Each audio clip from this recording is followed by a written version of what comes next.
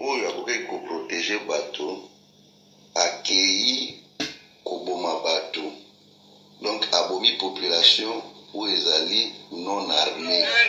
tolobi likambo ya justice parce que justice ifo esalema tobosani te bandeko ya bundu ya Congo bakufa awa. Il faut un jour baresponsable oyo ya massacre na bango bafuta yango. Epo na bongo il faut bopesa makasi na bandeko na bino oyo balingi changement.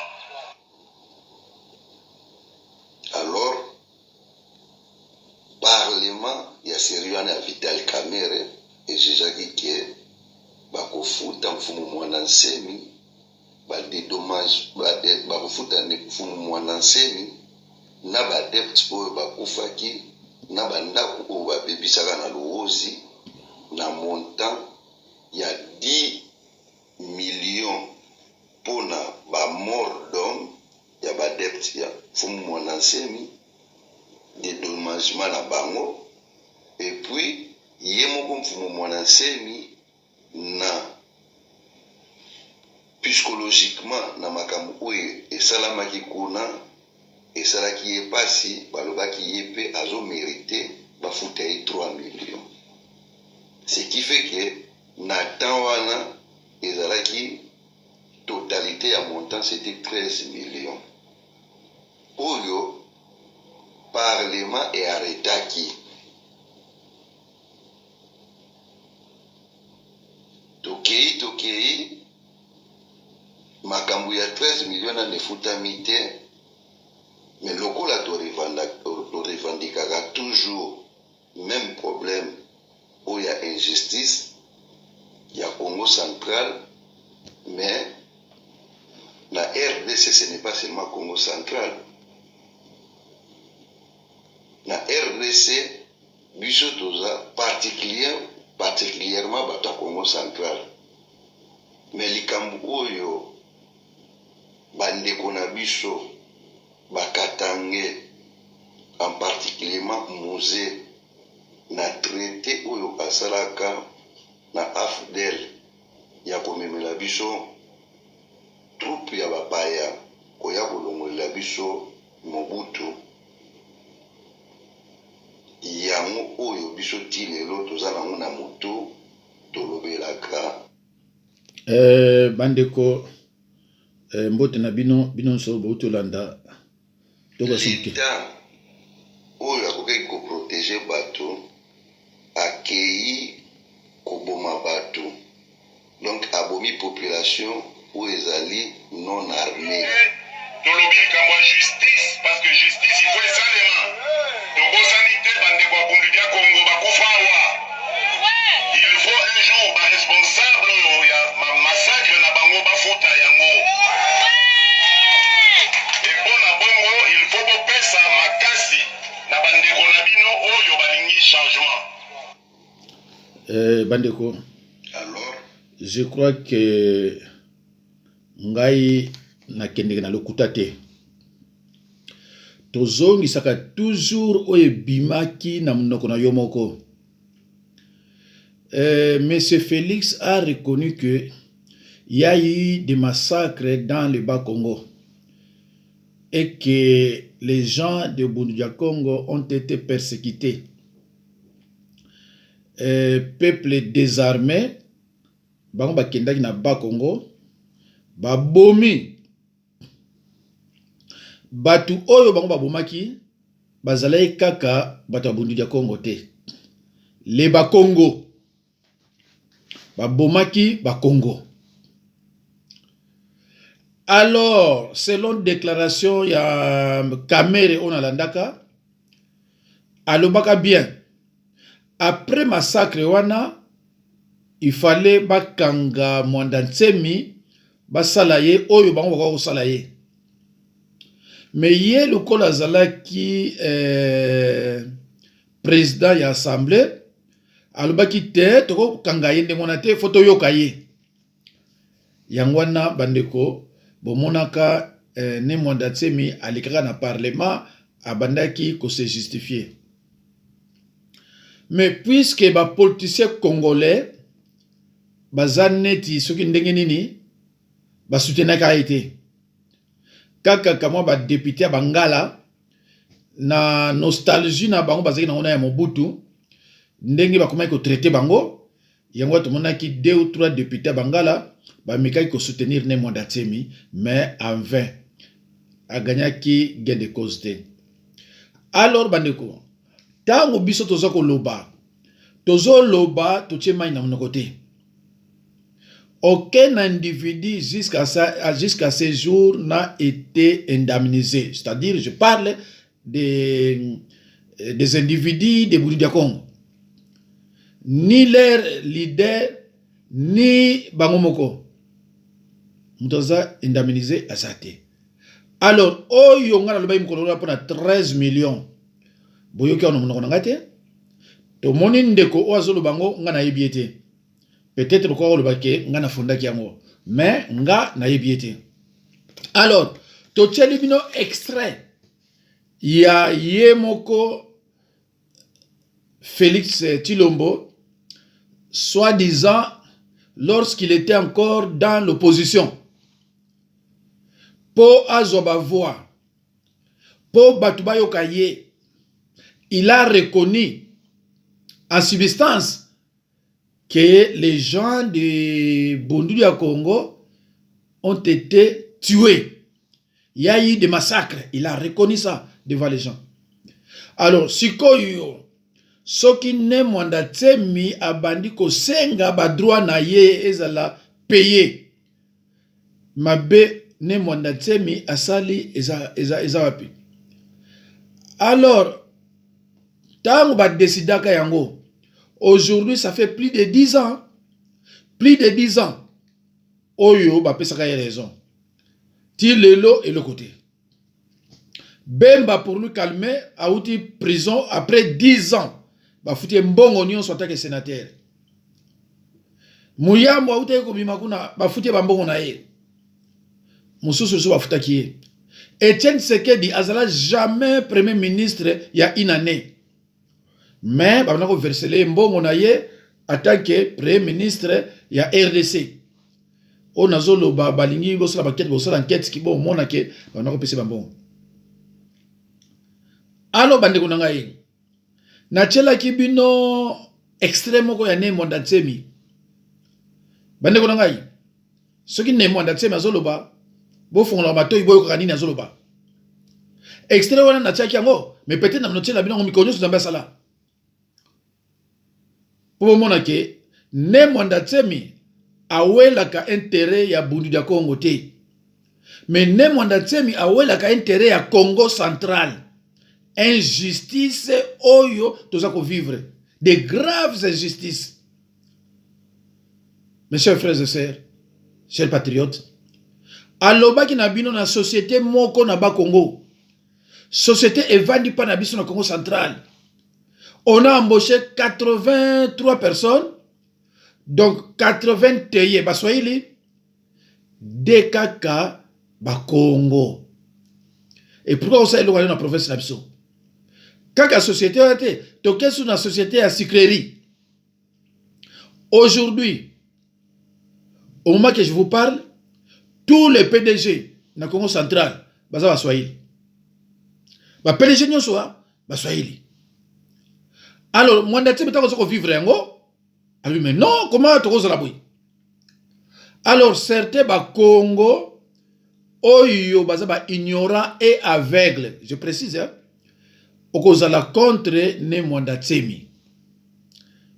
Parce que, n'a évité ceux qui opposent à envoûter, comme l'autre là a dit accepter qu'il est envoûté. Alors que biso basal lanzambe, to yebi ke muto aza envoûté, ayi bagate ka envoûté. Alors yo oyebi ko envoûté, alors c'est grave. Donc c'est grave. Ceux qui ont envoûté, oyebi ko envoûté, donc c'est grave et dangereux. Alors bandeko, na kolukasio eloko yango po nazo lingango tour po mukongo nyoso ayokaka nini ne Mondatsemi alobaka. Voilà. Il faut que yokaka alobaka nini ofungola matoyi oyebake azo défendre bien terrain banani. Voilà. Na banzi yango yo ok. Pourquoi ça? Parce que les ceux qui connaissent l'origine de la race bantou savent que les Baluba sont les neveux de Bakongo. Si vous ne le savez pas, c'est que vous ne connaissez pas l'origine de la race bantou. Mais toutes les grandes personnalités qui connaissent l'histoire de l'Afrique centrale savent que les Baluba sont les neveux de Bakongo. N'oubliez pas, je suis allé voir M. Tshisekedi. Nous nous sommes parlé avec lui. Et j'avais cru qu'il m'a compris. Pourquoi je le critique? Ça, vous avez raison, mon frère. Moi, quand vous dites la vérité, je le reconnais. Pourquoi je le critique? Parce que de tous les gens qui me critiquent dans ce pays, ce sont les Baluba en particulier qui me critiquent. Alors moi, je dis, vous me diabolisez moi et vous vantez votre Tshisekedi. Moi, je m'attaque à votre Tshisekedi. C'est simplement pour ça. Les gens qui me critiquent le plus, ce sont ses frères, alors qu'ils les vendent lui. Alors c'est pourquoi moi je me suis mis simplement à l'école. J'ai été l'opposant le plus combattu. J'ai eu 40 personnes en prison à Makala. Personne ne m'a aidé pour mourir ces personnes. Le fait que je m'entêtais trop vis-à-vis du régime du président Kabila, on m'a interdit même d'aller dans mon village. Et aucun opposant ne m'a défendu. Il n'y a pas longtemps, vous avez fabriqué un mouvement large union nationale, 48 ministres, pas de Bakongo. Aucun Bakongo. Aucun Bakongo. Et quand moi je m'en vais quelque part, que je défends la thèse du peuple Congo, les gens se mettent à raconter des bêtises. Moi, je m'en fous de ce que peuvent dire les gens. Je suis le leader du peuple Congo. Ce qui compte pour moi, c'est faire entendre la voix de mon peuple. Mon frère, l'OCC Bomba engage 83 personnes. 81 Baswahili et 2 Bakongo. Aller à Inga, c'est une bénédiction pour le Bakongo. Mais il n'y a plus de Bakongo. Non, mais à cette question, honorable, est-ce qu'il faut qu'on voit encore les choses sous l'angle des Bakongo, des Baswahili? Au moment où on parle de la mondialisation, au moment où on parle de la culturation, de la pénétration des peuples, attendez, en plein 21e siècle, vous avez un discours de Bakongo, de Baluba, attendez, mon cher frère. ça c'est le monde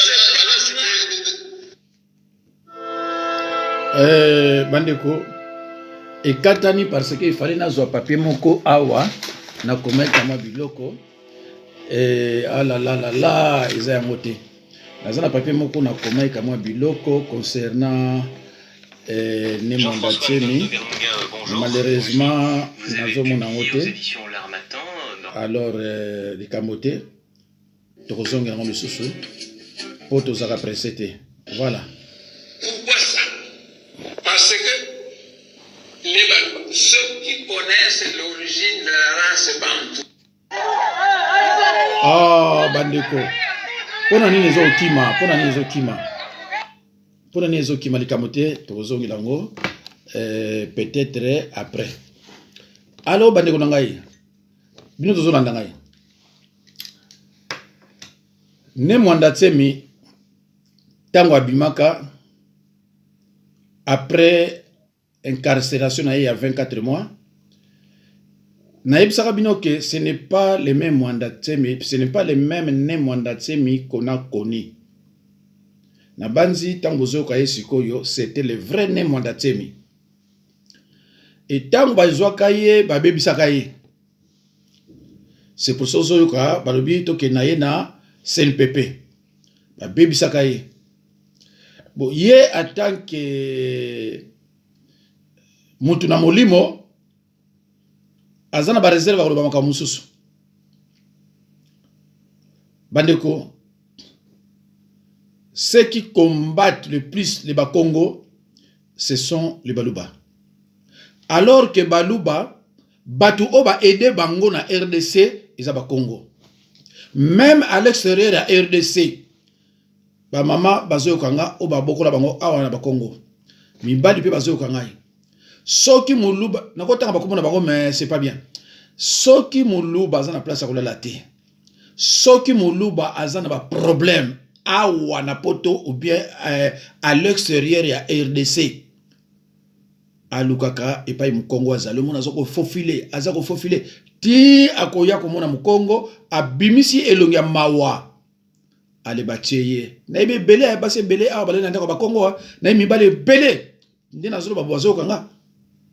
Les Baluba. Mais les Baluba sont ingrats. Je pèse mes mots. Dans le lobaka, je n'insulte pas. Ou alors, il y a une signification dans le côté. Mutu oyo azar reconnaissant te babenga kaina français ingrat. Des traîtres. Bomoni mutu oyo mukuna. Kabila. Apesa ibambo. Fotra mutu kabana ota mwanango ha. Kabila apesa ibambo ebele a comité président foot. A tourner là hier. Hein? A tourner là Kabila. Pour amoni intérêt à ndekone muluba. Tshisekedi Etienne. Bazalaka bonne Mobutu wa. Yepa kinako lati la mambo ya bankoi. Po ba yebise ba pese pouvoir. A tourner là Mobutu wa. Donc tango yoza muluba, il faut yeba ngo yoke oza en face d'un serpent à double tête. Soko yoka ngo yoka, soko yoka ngo te ça te regarde. Alors bandeko vraiment ça mawa, mais naloba inabino que les Bakongo sont victimes d'un mariage forcé. Alors dans la carte awa Botala Congo central, Bomoni Congo central.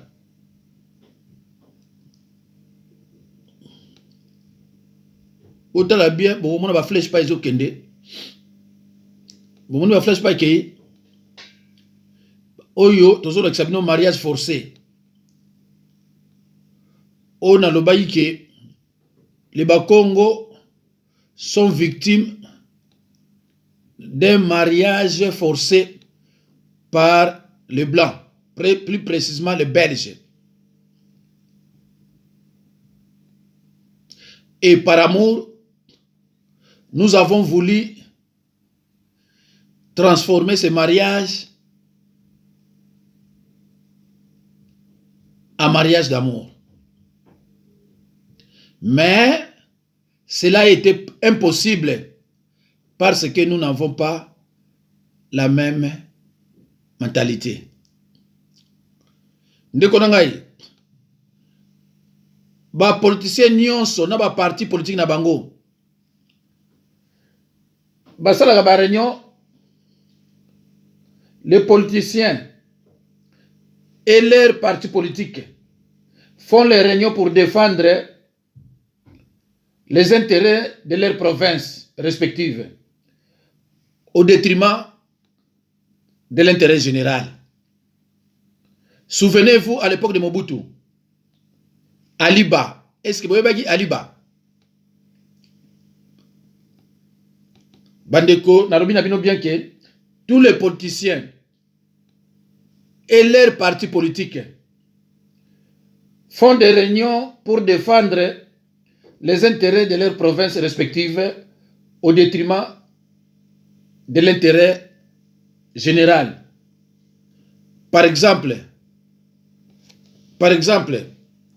Tshisekedi Yona. Tala na bureau na nyonso, banani, baluba. IDPS ya baluba. Yosoko za mukongo to zanene ko kota kuna, osali misala pamba. Pasteur o fo pasteur so gilis. Ayi baluba te. Mais akondima. Abando lubakane wana tongo butu pokwa. Muluba otela opesa ka poste te. Jamais muluba otela opesa ka poste. Bande kuna ngai. Souvenez-vous de l'époque de Mobutu. Aliba. Est-ce que vous avez Aliba? Oui, Ezaki Aliba. Alliance de Bangala. Na période de Mobutu. Association moko yelanga makasi. Bano bengo Aliba. Alliance de Mobutu. Donc, ce que j'ai problème, pardon, Alliance de Bangala. Ce que j'ai problème na Mungala. Ako yebisa ok, yeba kengaza Mungala. Ake kuna. Na association na Aliba. Lobi ba yeko soyo. Talamboka. Eza na bino belé ba jeune bo bino histoire te o eleka. Biso ba Kongo to notaka tout. Yaba linga biso te biso ba Kongo musala biso ko koma. Tout ezo le biso musala biso ko koma. Bandeko na l'exi no photo oyo biso bandaka la to réclamaka. Vie mentalité à Batouana, le reste tokozala bango mboka moko te bato oyo na mutu na bango bazaka kana idée ya koyiba. De 60 à 65 botangilanga de miyibi ya ba Congo 2. Mobutu azui pouvoir na 65 le 24 novembre 65 akutaki ba Congo bana mbongo akuti ba Congo batonga na ba Congo kuna na ba Congo nakotangi bino bato mbongo nyonso bazaki ya ba Congo.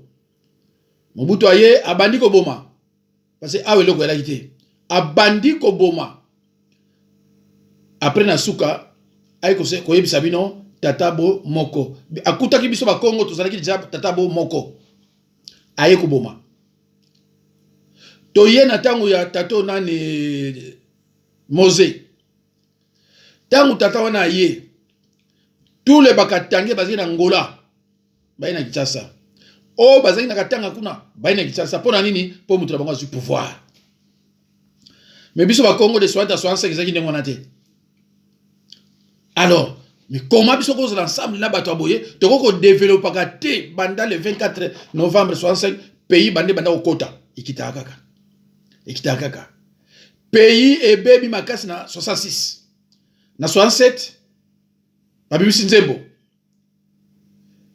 ebongi tozala ba pauvre na liberté mais tozala ba umbu te ponze mona ko bisana mona ngate me ba oyo bayebi 66 tango passé makasi 67 yale babi tokufa nzala likambo te ebongi tozala baumbu na liberté ke riche na baumbu ba mikolo bazoyeba o nini ngazolo bawana tu te rends compte mboka ebebi na nzala ekoti bano kota na 66 mais ko na mboka mbuta kasavu atiki mbongo ebele bato bazo sentir yango te mais biso bakonto sentir yango bala moko to bitete ezaka boyete banda 66 ti lelo Samu Congo président Samu Congo premier ministre tala mboka pa izoke tala mboka pa banda e banda ko kita e matakata ta muke soko uti awa okela kisasa obi boy ko boy soko zongi awa ta okende boy ko boy mais soko uti kisasa tango ya oya kuta kuto ba seba metro ngam ko na kena Clichy kuta mon frère na tika ba tramte ta na kena mona bon tram. Donc chaque année na France ozomona eloko ya malamu mais kende na RDC chaque année ozomona ko pola la ko 18 ans ya chantier ya 5 chantiers tozana ngwapi oyo mususu ya bina saute mouton ça même ina bami yibi de 66 65 le 24 novembre ti 32 ans de pouvoir ya Mobutu bo pesa biso ba Congo ka mi balé o baza ba mi yibi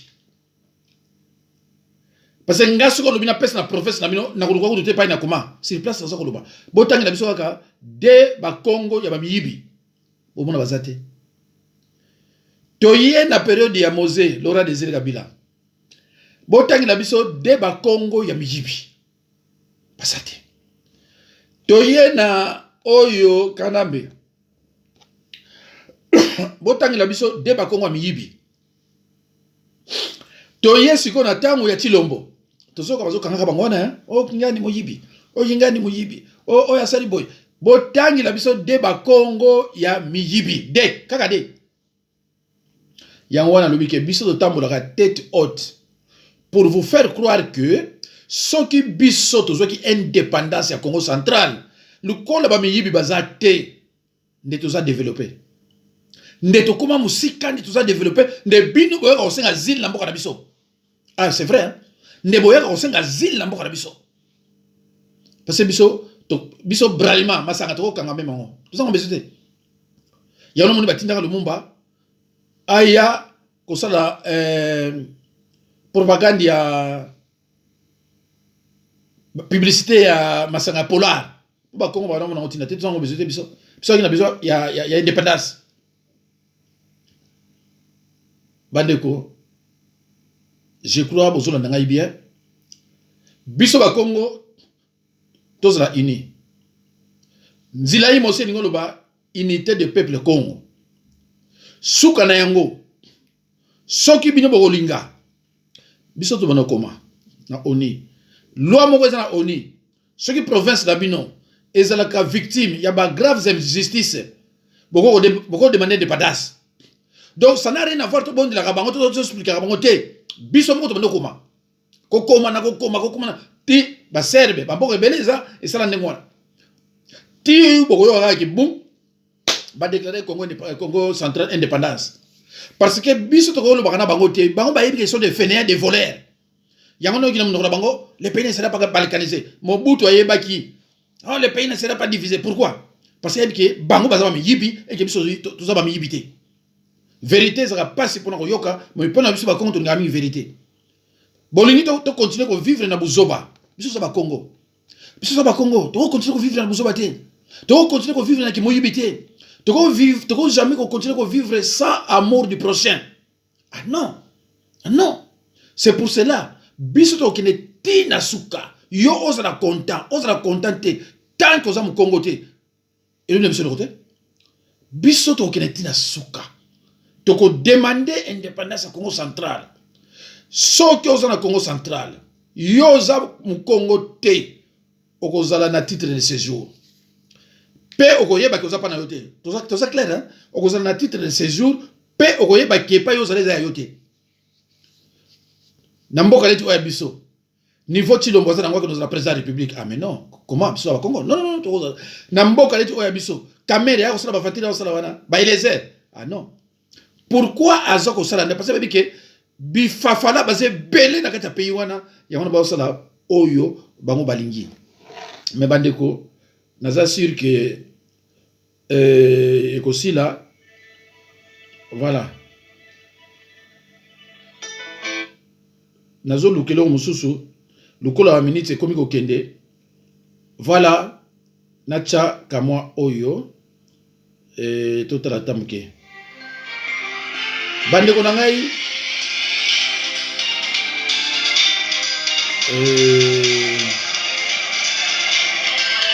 toko landa muke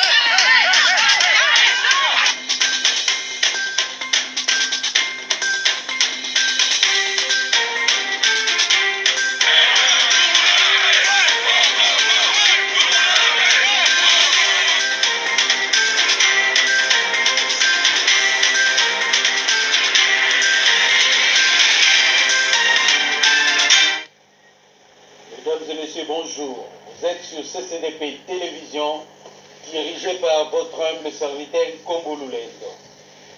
Nous recevons aujourd'hui les coordonnateurs généraux du CNRC, M. Kaumbo Ntumba Kabamba, que vous voyez devant vos petits écrans.